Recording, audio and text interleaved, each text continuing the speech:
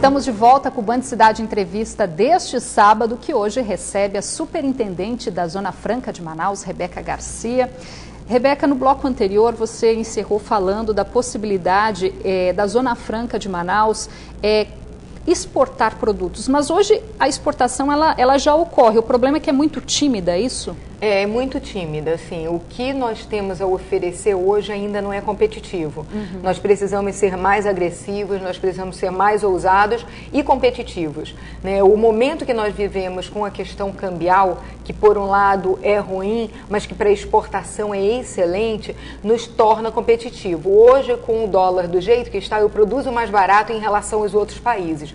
Então, assim, é um primeiro passo que me insere para a competitividade, né? Agora, além disso, precisam ser construídos outros mecanismos que me tornem verdadeiramente competitivo, né? E esse é o momento que nós estamos vivendo dentro da Suframa, né? Nós estamos fazendo um trabalho interno de um levantamento do que eu preciso, né, por parte do governo federal, que tipo de política eu preciso, que tipo de isenção, que tipo de incentivo eu preciso por parte do governo federal para me tornar competitivo o suficiente para hoje eu pegar uma indústria de moto, por exemplo, né, pegar o Polo de 2 rodas e estar vendendo as nossas motos no México, no Peru, na Colômbia, enfim, em países que são fortes, possíveis compradores, né? Então, assim, de que maneira eu preciso estruturar o meu comércio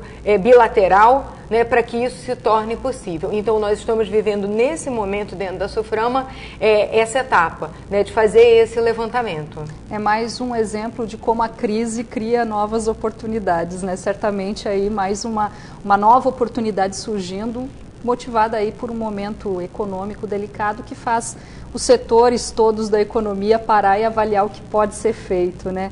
Isso. Tem a promulgação da Zona Franca Verde também, que é outro benefício para a Zona Franca de Manaus, foi regulamentado recentemente pela presidente Dilma. Exatamente. Até o Zona Franca Verde é muito interessante tocar no assunto, porque ele vem também ao encontro dessa demanda da exportação, né? Porque o Zona Franca Verde ele tem grande potencial exportador. Existe um caso clássico que é levantado por todos quando a gente fala em exportação dentro da Suframa. Todo mundo fala assim, tem o caso do Dom Porquito. Dom Porquito é uma empresa em Brasileia que trabalha com embutidos, né, de porco, né, os embutidos, que ele é 100% exportado para a China. Olha só. 100% exportado para a China. Então, assim, uma prova que o setor primário pode exportar muito. Isso a gente está falando do suíno que tem em qualquer lugar do mundo. Agora, no setor primário, a gente tem produtos que são só nossos, que aí não tem essa coisa de eu preciso ser mais competitivo do que alguém. Eu sou já naturalmente competitiva porque só eu tenho.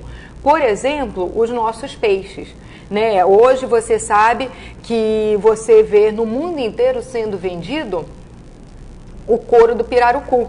Né? Mas nós não temos um curtume de pirarucu na Zona Franca de Manaus, né, que tenha vindo da Zona Franca de Manaus ou que receba os benefícios da nossa região. Então, assim, esse é um outro mercado, né, esse mercado que no primeiro momento eu também, nós vivíamos esse momento, então nos primeiros dias da minha gestão, eu pedi que se criasse um grupo que trabalhasse economia alternativa, economia criativa, né, que tem sido hoje falado no mundo inteiro, né, a economia criativa, e que essa economia criativa muitas vezes me coloca à frente dos outros por conta do diferencial, né? Ela vem com algum tipo de diferencial. E a economia solidária, ela está inserida dentro da economia criativa, que aí abraça o artesanato, que abraça a piscicultura, que abraça os nossos produtores de açaí, enfim, uma série de segmentos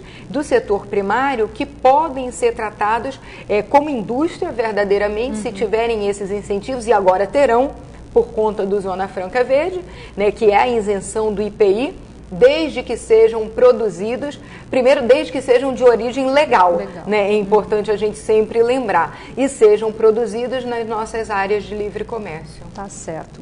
Rebeca, até pouco tempo atrás a Suframa era responsável pelo Centro de Biotecnologia da Amazônia, que agora teve a sua gestão passada para o Inmetro, que é um órgão também ligado aí ao EMDIC. Mas o Centro de Biotecnologia continua não existindo juridicamente pela falta de um CNPJ. E com isso eles não conseguem ter autonomia para contratar pessoal, para adquirir equipamentos, materiais, enfim. Qual a sua avaliação sobre essa questão do centro, que seria um projeto muito importante aqui para o Amazonas, mas que há 13 anos está parecendo até um grande elefante branco aqui? Exatamente, até então tem sido realmente isso, né? Qual é a ideia? Eu já tive 2 reuniões, tanto com a Secretaria de Inovação, que é a secretaria que está envolvida por parte do Ministério de Indústria e Comércio nesse processo. Tive uma separada só com a secretaria e tive outra reunião já com a secretaria, com o Inmetro e alguns representantes que já estão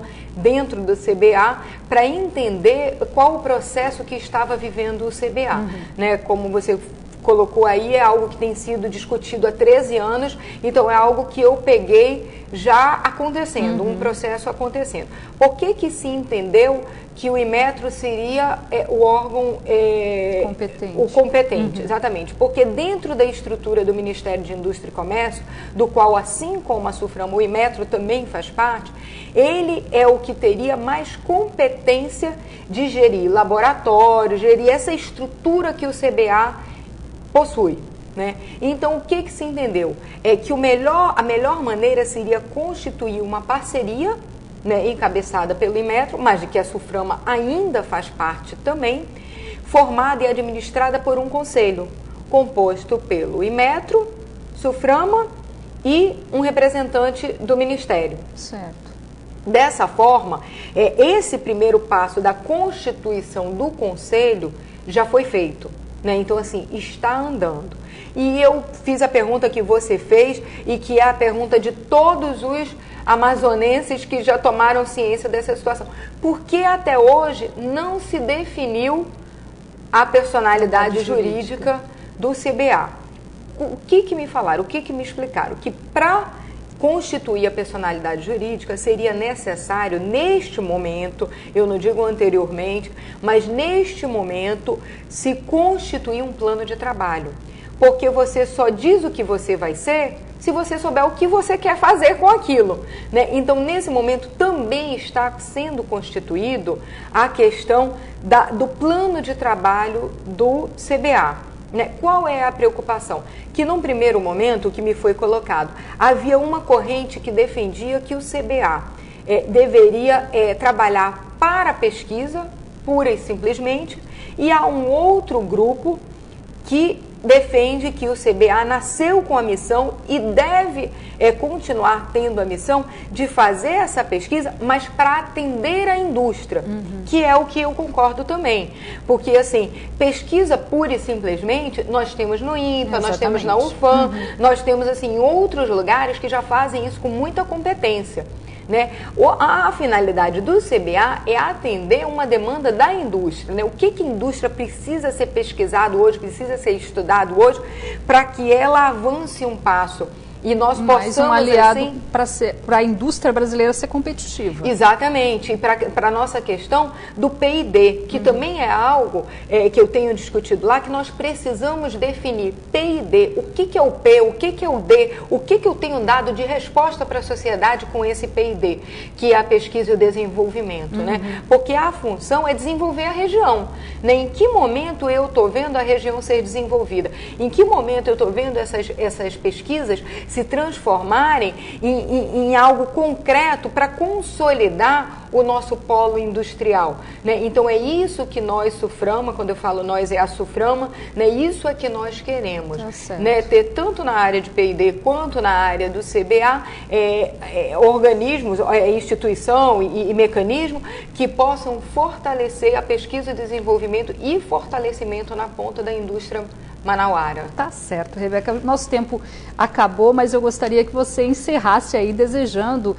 uma mensagem, né, de feliz ano novo, de boas festas, já que o Natal já passou, mas o ano novo está chegando para os nossos telespectadores. Então, eu gostaria de desejar a todos os amazonenses um ano de 2016 de muita paz, de muita saúde.